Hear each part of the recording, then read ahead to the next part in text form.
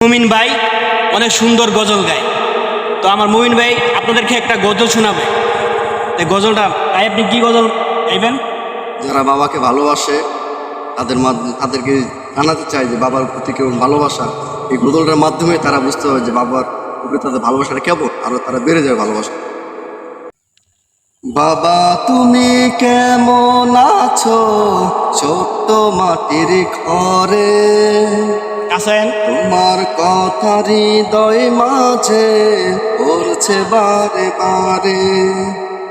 বাবা তুমি কেমন আছো ছোট্ট মাটির ঘরে, তোমার কথা হৃদয় মাঝে পড়ছে বারে বারে।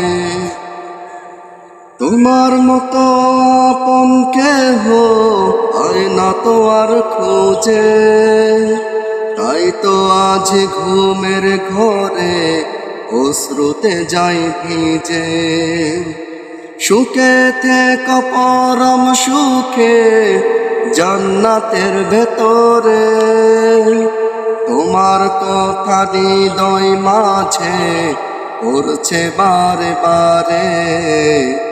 বাবা তুমি কেমন আছো ছোট্ট মাটির ঘরে, তোমার কথা হৃদয় মাঝে পড়ছে বারে বারে।